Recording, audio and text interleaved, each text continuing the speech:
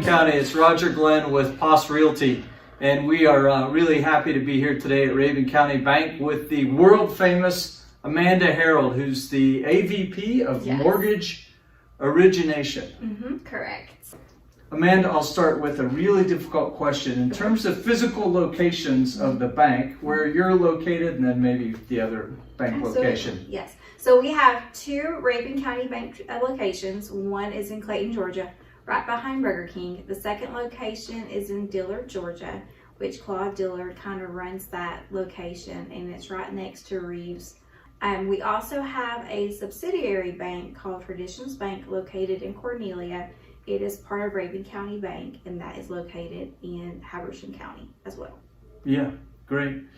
Just a little bit before we talk about mortgages and the market and real estate and some of those things, if you don't mind, your personal history with kind of Rabun County and the bank. Absolutely. So I moved here in 2006.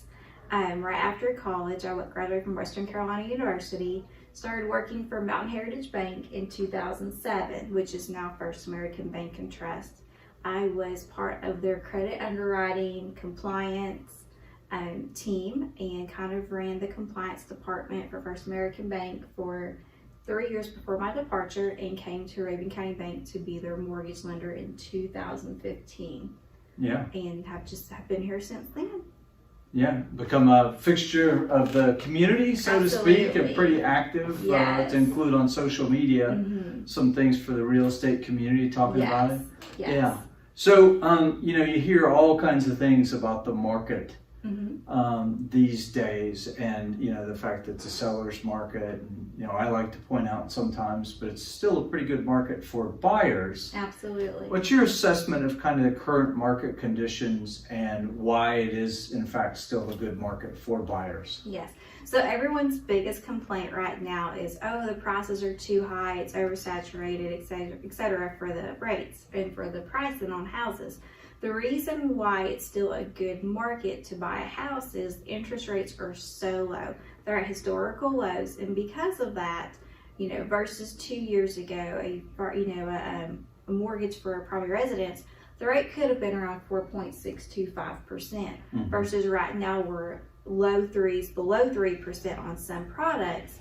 And so you do make up that difference by having the lower interest rates, and that's what's kind of causing the market to be such a boom right now. Is interest rates are so beautiful that everyone thinks it's a great time to buy and also to build. Yeah, makes it much more affordable in terms of sort of total cost of ownership. When you have clients that come in that want to talk to you about a mortgage for a property, what are some of the tips and advice that you give them to sort of be prepared and also be successful in a market like this, which is, to your point, very competitive and a very low amount of inventory? Yes. So what you really want to do is you want to have a pre-qualification in hand. Once you have a pre-qualification in hand, you really want to choose a realtor to work with. And the reason why I suggest having a realtor, at your disposal versus trying to do it on your own through Zillow is a lot of the realtors know a house that's going to hit the market before it even hits the market. So sometimes they'll have it under contract before it's even hits MLS. So to have that realtor basically involved means that they're going to be, your cheerleader. They're going to be there to start putting in competitive offers and know, like, hey, this is the house you want. It's right in your price range. It's everything you want. So the minute it hits MLS, they can contact you immediately and say, let's go look at this before somebody else picks it up. But the biggest thing is to have that pre-qualification letter in hand, because a lot of times right now, because it is so competitive, sellers and realtors are not accepting offers unless they have that pre-qual letter to back up to make sure that you do qualify. Yeah, absolutely. So I'm not sure about the whole cheerleading thing, but yeah, hopefully we'll try. Yeah, hopefully. Get you a little outfit to wear. Figuratively, not literally. Yeah, I don't know. Maybe for Halloween, but other than that, every day we'll get you some pom poms. There you go. Whatever it takes for the client, right? Absolutely. So, yeah. What is your assessment and the bank's assessment a lot of people that I talk to are looking at timing of the market, and obviously they're aware and kind of tracking inflation and the impact that that will have on interest rates and cost to borrow money, and also the real values of real estate. So what kind of advice would you give to people that may think there is a bubble or it's time to wait? What are sort of your thoughts on that? There's always is that fear that there's going to be a real estate bubble, just because a lot of us, we went through it, the 2008 real estate bubble. Yeah, so we're all terrified of that same bubble hitting. From everything that we're seeing in the market and the industry, no one is predicting that same type of bubble. And the reason why is because after that last crash, FDIC merged with CFPB, which is Consumer Finance Protection Bureau, and they changed the underwriting rules, and so it's very more stringent to get a mortgage at this point because they got away with asset-based lending, that type of thing. So we do not expect that bubble to happen again because of that. Also, there's always going to be talk of inflation, and I think the biggest fear right now of inflation is because wood materials are going up. So what we're hearing is, we're going to wait for the crash to hit, so on and so on. We started hearing that last July, that they're going to wait for the lumber crash to hit. Well, since then, prices have gone up another 400% on lumber. So it's hard to say, I'm going to wait a year, 2 years for a crash to hit, because no one is predicting when a crash, and if a crash is even going to happen. So it's hard to hold out because the people that have held out last year are not having to pay higher prices for lumber. Yeah, absolutely. No, and I share information with people like from Dave Ramsey to the chief financial analyst for the National Association of Realtors, who essentially says there is no bubble. And there's a number of reasons why they say that there is no bubble, but to your point, there really isn't as risky foundation in terms of lending procedures and practices. And also, when inflation increases, a lot of people will turn to real estate as a means to hedge against that inflation and try to achieve appreciation in that regard through real estate. So and then the other thing I think that is unique about Rabun County, which I have talked about before, and most people that live here realize, is just we have a very low population density, and the combination of about 70% of the lands being owned by the Forestry Service, the Park Service,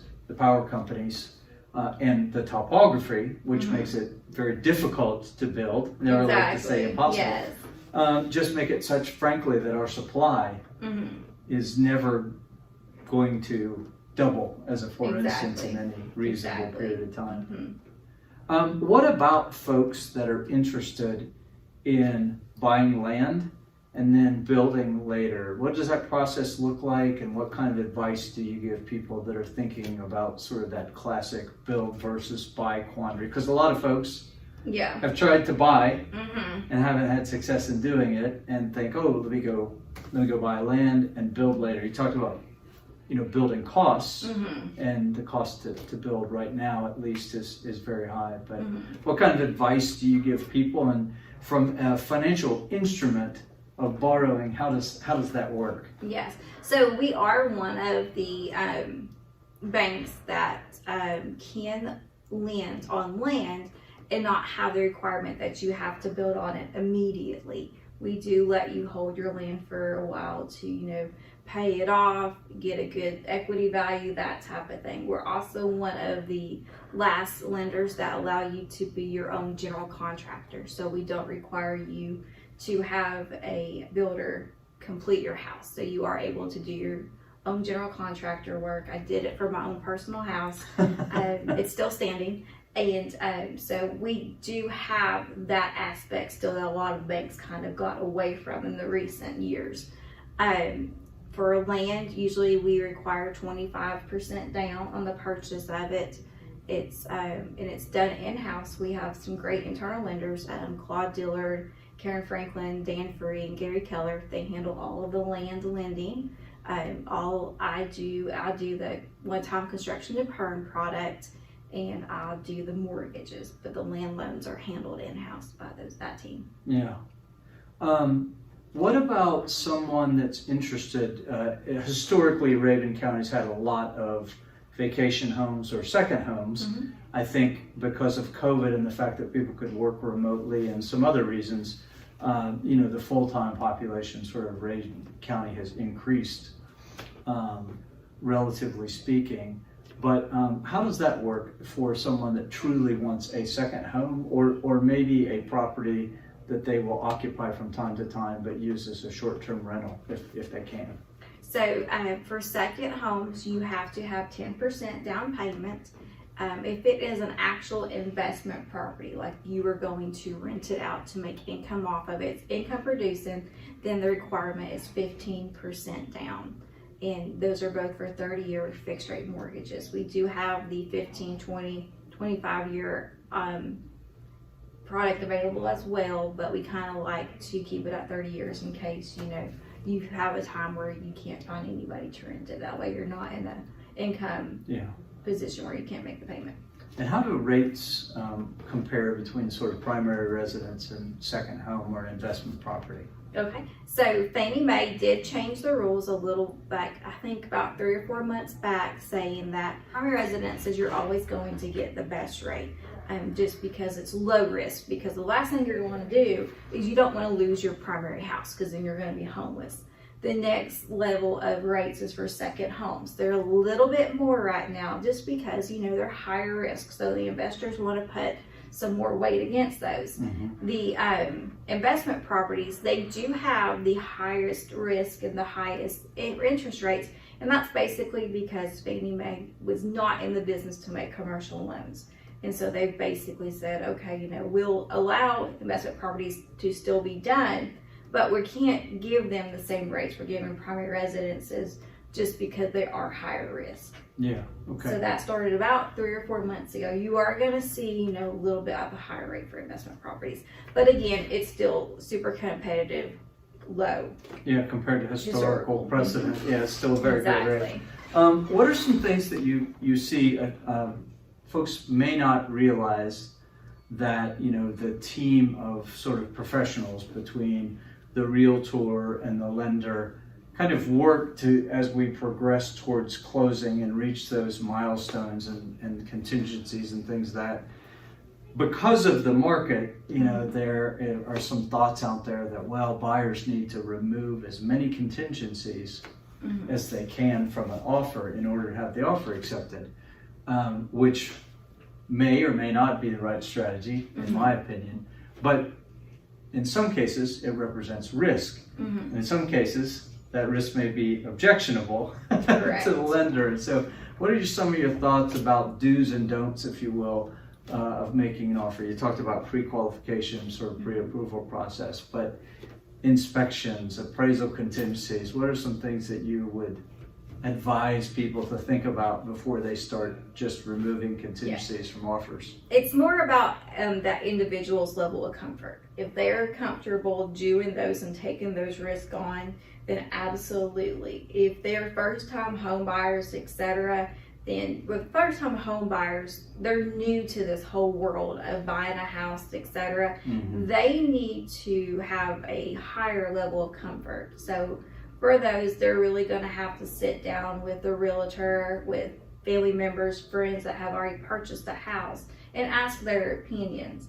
As far as myself saying, you should waive these contingencies, I never want to put myself in that position, because my first home purchase in 2006, I had no idea what I was doing, and that's part of the reason why I got into mortgage lending. Is I had no idea, and I had no one there kind of talking me through what you should do or you shouldn't do. And so I kind of want first-time home buyers to be as protected as possible. If you're a seasoned buyer who's bought 20, 30 properties, then you have that higher level of comfort type of thing. Yeah. But the biggest thing that I can really push anybody is to know your budget. Know what you can afford, know what you can't afford, and don't put yourself in a position where you're ever going to stress about a payment. Yeah, and of course you work through that when it relates to debt to income ratios Correct. and things of that nature when you go through the lending process. And yeah, that's one of the things sometimes we recommend that people discuss with their lender the relative risk of some of those things and what the implications are Correct. of that. Again, sometimes it's easy in the heat of the moment, if you will, to get sort of fixated on winning because you want the home, but you have to be careful again to understand what risk tolerance you have for that, and again what the implications are of that down the road. So Exactly. and I know in having worked with you, that consultative approach is very important to the whole process. One of the things that I alluded to earlier that you have kind of done is really reached out a lot to the community to network with real estate professionals and people like that. You're also very active on social media in terms of talking about the market, properties that are out there, things like that. What's just sort of your philosophy and the bank's philosophy about working with sort of the broader community of professionals? Absolutely. So Rabun County Bank, we are the only locally owned bank. We did survive the 2008 bubble. Our bank president, Greg Funkhauser, is wonderful, and he really pushes for us to be involved in the community because basically, we survive because the community is surviving, and because they're thriving, we thrive. So we really like to get out to the community, be seen in the community, and be known as the locally owned bank. I mean, we're basically the hometown bank for the community. Well, you have a pretty cool name too, Rabun County Bank. No, and it's hard to beat. with it. Yeah, a little catchy there. Yeah, it works. It's easy to remember. For folks that are interested, they do have questions, what are sort of the best ways to get in touch with you? We'll include your contact information in the feature. Yeah, well, there's a lot of ways. So my phone is strapped to my hip at all times. You can call the bank, call my cell phone. You can find me on Facebook, Instagram, Snapchat. I have clients contact me through all social media at all hours of the day and night. So I can't hide, basically. You will find me. But I'm very easily available. I don't work the banker hours, as everybody says, that 9 to 5. You will find me here early, late at nights, working on the weekends at my house, my home office. Yeah. So I'm readily available for everything. Yeah. No, it's this day and age to some degree, right? It's a combination of the market and just sort of what you have to do to be successful. Well, on behalf of the community writ large, thank you for that sort of proactive approach and being available and trying to share information with people, if you will, because it's very helpful. Yes, it is. It helps everybody. It helps for quicker closings and everything. Yep. So that's our goal. One question I always ask folks, and I don't know if it's applicable, but is there anything out there on the horizon in terms of future for what you're doing with the bank or what the bank is doing that folks may be interested or want to watch out for? The one thing that we do push is, a lot of people ask about Georgia Power lease lots. You can't get a permanent mortgage through Fannie Mae on those because they are Georgia Power lease lots, but we do offer a product in-house for those Georgia Power lease lots that Gary Keller, Dan Free, and Karen Franklin can go over the contingencies and the conditions about that. Okay, so that's a great point for mainly folks that are looking at lake lots. Absolutely. Yeah, and how that just works based upon that. And it's a very unusual arrangement and situation that I think people tend to step back from it and they fear it. But in reality, I think once you understand it, it's pretty simple. It is, and relatively safe, I think so. Yes. Yeah. Well, Amanda, thank you for taking time to talk to us today. I know your very busy schedule, so that phone rang over there a couple times, and I'm sure you've gotten 15 emails in the time that we've been talking. Yeah, probably more, but yeah. That's good. It's job security, right? Absolutely. Yep. Yes. Well, I'll just ask you to help me say goodbye to everybody. So, as I always say, we'll see you next time, Rabun County. Thanks.